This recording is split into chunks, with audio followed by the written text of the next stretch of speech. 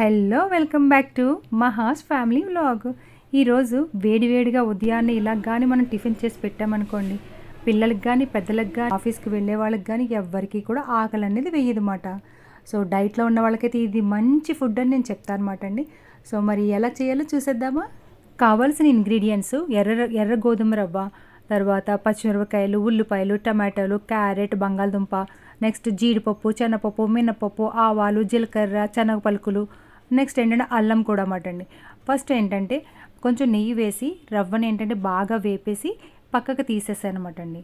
అదే కళాయిలోని కొంచెం నూనె పోసుకోండి, ఎక్కువ అవసరం లేదండి, కొంచెమే పోసుకొని తర్వాత కొంచెం శనగ పలుకులు, జీడిపప్పు బాగా వేగిన తర్వాత శనగపప్పు, మినపప్పు, ఆవాలు ఇలా 1 by 1 వేసుకొని వేపుకుంటే చక్కగా వేగుతాయి అన్నమాట అండి.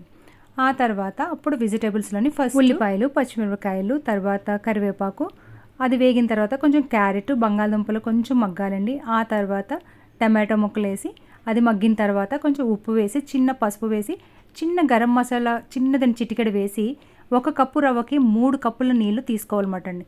తీసుకొని బాగా కలిపేసి మూత పెట్టేసుకోవాలన్నమాట.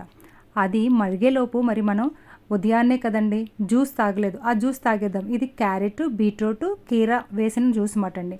సో తలతల్లాడిందండో, తీసి రవ్వను వేసి బాగా కలిపేసి స్టవ్ని వెంటనే సిమ్లో పెట్టి సిమ్లోని అలాగ 5 నిమిషాలు కదపకుండా వదిలేయండి. ఆ తర్వాత ఒకసారి చూడండి, ఇంకా చూసారు కదా వాటర్గా ఉంది, మళ్ళీ మూత పెట్టేయండి.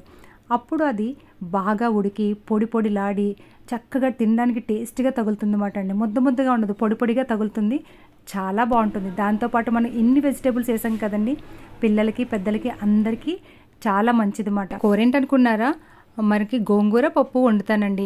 ఆ తర్వాత ఏంటంటే ములక్కాడ, బంగాళదుంప, వంకాయ, ఒక క్యారెట్ ఉంటే అది ముక్కలు కోసేసి వేసేసానమాట.